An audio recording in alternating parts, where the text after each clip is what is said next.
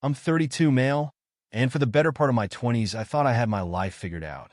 I worked a steady job in tech, saved aggressively, and had been with my then-girlfriend for 6 years. We were planning to get married. I'll call her G. She was everything I thought I wanted: smart, funny, and someone I could see building a life with. And then there was my best friend, D. We'd been close since high school, practically inseparable. He was the brother I never had. The wedding was supposed to be simple, but elegant. I was saving up, doing everything to make it special for G. Meanwhile, G and D were always around, helping with the planning, bouncing ideas off each other. It made sense. We were a tight-knit trio. Looking back, maybe it was too close. But I never thought anything of it, because trust is supposed to be the foundation of relationships, right? One night, I came home from a grueling 14-hour shift. My company was in crunch mode, and I was working overtime to save extra for the wedding. The house was quiet, eerily so. G usually waited up for me, but that night her car wasn't in the driveway. I texted her. No response. Called her. Straight to voicemail. Figured she was out with friends, maybe lost track of time. An hour later, her phone finally pinged with a response. A single text: "Sorry, can't talk right now." At D's. Helping him with something. That should have been my first red flag, but I shrugged it off. D was struggling with some financial stuff at the time, so it made sense. But then it started happening more often. Excuses, canceled plans, vague texts about being busy or helping D. My gut started whispering that something wasn't right. I ignored it for weeks until the whisper turned into a scream. One night, after another late shift, I decided to swing by D's place. It was impulsive and maybe a little paranoid, but something told me I needed to see for myself. His car was there. Her car was there. And the light in his bedroom was on. I didn't knock. I stood there, staring up at that glowing window, my stomach churning. After what felt like forever, I finally left, but not before taking a picture of their cars parked side by side. It wasn't proof of anything, but it felt like something.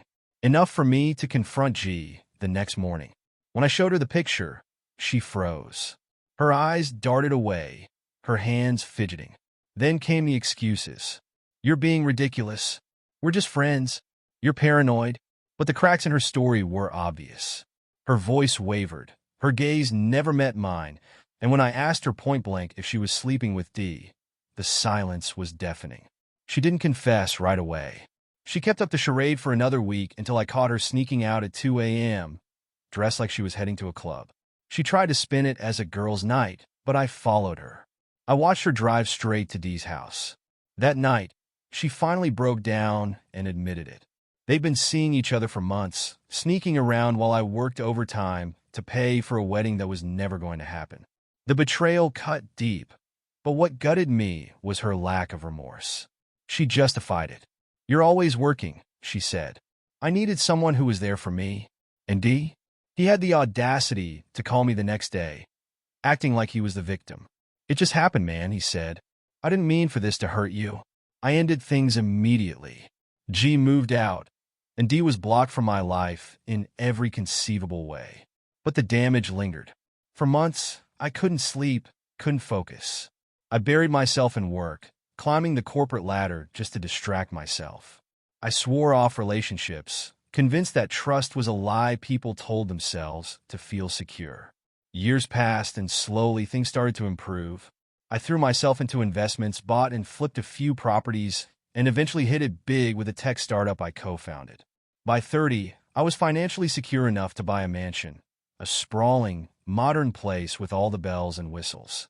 It felt like a victory, a middle finger to the people who'd underestimated me, including G and D. Then, one afternoon, out of nowhere, I got a message request on social media. It was G. "Hey, I know it's been a while. Can we talk?" I stared at the screen for a long time before deciding to respond. "What's there to talk about?" Her reply came instantly. "I made a mistake. I've been thinking about you a lot lately. Can I call you?" Curiosity got the better of me. Against my better judgment, I gave her my number. 10 minutes later, my phone rang. Hearing her voice after so long felt surreal. She sounded different, nervous, hesitant. She started with the usual pleasantries, asking how I was, what I'd been up to. I kept my answers vague, not wanting to give her too much. Finally, she got to the point. I heard about your new place, she said. It's amazing.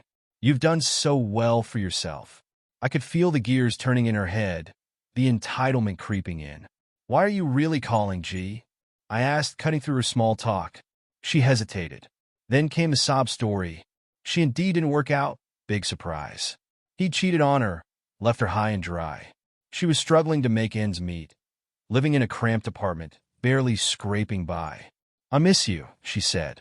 I was stupid. I should have never hurt you. I wanted to laugh at the audacity, but instead, I stayed quiet, letting her dig her own grave. You were always so kind, so generous, she continued.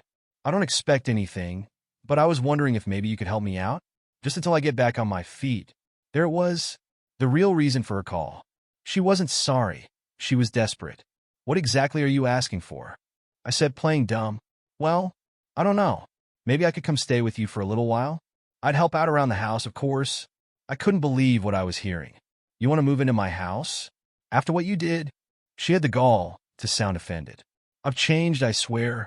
I've learned from my mistakes. I just need a second chance. I told her I'd think about it, just to get her off the phone. But in reality, I already had a plan. The next day, I decided to give her the answer she was so desperate to hear. I called her back and said, all right, G, I'll help you out, but on one condition. You need to come by the house first. We'll talk everything through in person. She jumped at the opportunity, her voice full of fake gratitude. Thank you so much. You have no idea what this means to me. The day she came over, I made sure everything was perfect. The mansion looked immaculate, every piece of furniture polished and positioned to perfection. She arrived in an old, beat-up car, far from the flashy one she used to flaunt when we were together. She stepped out, looking more worn than I remembered, but the same manipulative glint in her eyes was unmistakable. I greeted her at the door, keeping my tone polite but distant. Come in, I said, stepping aside. She walked in, her eyes widening as she took in the size of the place. Wow, she said, spinning slowly to take it all in. This is incredible. I led her to the living room, where we sat across from each other. She wasted no time diving into her sob story again, emphasizing how much she'd changed and how hard life had been for her since we broke up. I've had time to reflect, she said. I see now how much you did for me back then. I was just too selfish to appreciate it. I nodded along, pretending to sympathize, but inside, I was boiling. She didn't care about me. She cared about what I could provide. And the fact that she thought she could worm her way back into my life after everything she'd done was infuriating. So, I said after she'd finished her spiel, you're asking to move in here? Yes, she said earnestly. Just for a little while, until I can get back on my feet. I leaned back, studying her.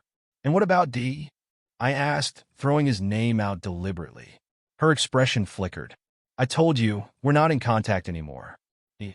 He hurt me in ways I never thought he could. You mean he cheated on you? I said bluntly. She flinched, caught off guard by my directness. Yes, she admitted quietly. How ironic, I said, letting the sarcasm drip from my voice. Karma's funny like that. Her face reddened, but she quickly composed herself. I know I deserve that, but I'm trying to make things right now. Are you? I asked, tilting my head. Or are you just looking for someone to bail you out again? She stammered, caught off guard by my question. I'm not like that anymore. I let her squirm for a moment before standing up. All right, G. I'll tell you what. I'll give you a place to stay. Her face lit up with relief. Really? Thank you so much. I promise you won't regret this. But, I added, holding up a finger, I have a few conditions. Of course, she said quickly. Anything. First, you'll need to sign a contract. It'll state that this arrangement is temporary, and you won't have any claim to the house or my assets. She nodded eagerly. That's fine. I understand. Second, you'll be responsible for cooking and cleaning. If you're going to stay here, you'll need to pull your weight. Absolutely, she said, practically tripping over herself to agree. And third, I paused, letting the tension build. Before you move in, I want you to write down everything you did to me. Every lie you told, every time you betrayed me, every secret you kept. I want it in writing. Her smile faltered. What Why? Because I want to know you're serious about making amends, I said, keeping my tone neutral. If you can't even own up to what you did, then how can I trust that you've changed? She hesitated, clearly uncomfortable, but eventually nodded. Okay, if that's what it takes. It took her an hour to write it all down. I watched as she scribbled furiously, her face growing redder with each word. When she finally handed me the paper, I skimmed through it, my stomach turning as I read the details of her betrayal. She tried to soften the blow by blaming her emotions and bad decisions, but the facts were plain. She destroyed me without a second thought. All right, I said, folding the paper and slipping it into my pocket. We'll finalize everything tomorrow. You can bring your things then. She left that evening, practically skipping to her car. She thought she'd won. She thought she'd wormed her way back into my life. But she didn't know what I had planned. The next morning, I contacted a lawyer. I told him everything about the betrayal, her sudden reappearance, and the signed confession. He was shocked by her audacity, but assured me we could use the document. We drafted a cease and desist letter, making it crystal clear that she was to stay away from me and my property. If she so much as set foot on my driveway again, we'd press charges for harassment and trespassing. But that wasn't enough for me. I wanted her to feel the consequences of her actions in full. I decided to go public on my terms. I posted on social media, addressing everything in a raw, unfiltered way. I didn't name names, but laid out the entire story of my betrayal, the lies, and the recent attempt to manipulate me. I attached her confession, redacting personal details, and made it clear this was a warning to anyone who thought they could take advantage of me. It went viral almost immediately. The comments were relentless. People were outraged on my behalf, calling her entitled, shameless, and worse.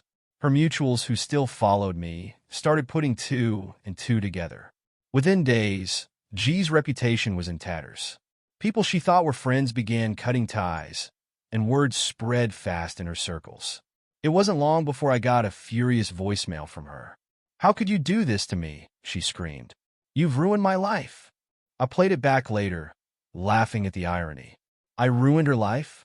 No, she'd done that herself. But I wasn't done yet. Remember D? I hadn't forgotten him either. Through a mutual acquaintance, I learned he'd started a small business in our hometown, a bar of all things. Turns out he'd borrowed money from a handful of people to get it up and running, but the place was struggling. So I did what any petty, vengeful person would do. I bought the building. It wasn't hard. The landlord was looking to offload it, and I had the cash.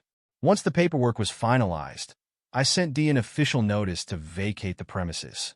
He tried to fight it, but the lease terms were airtight. He had 30 days to pack up and leave.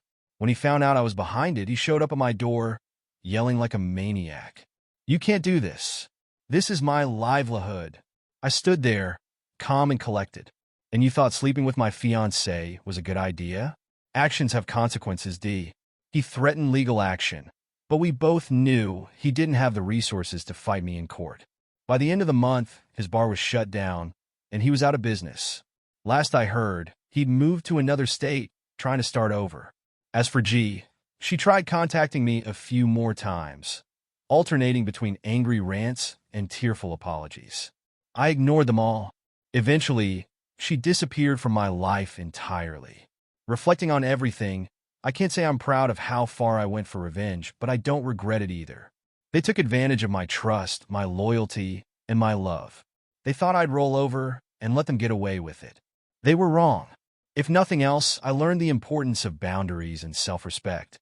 No one gets to walk all over me ever again. If you enjoyed this story of karmic justice, hit that subscribe button. Who knows, maybe next time I'll share the tale of how I caught my shady contractor trying to rip me off.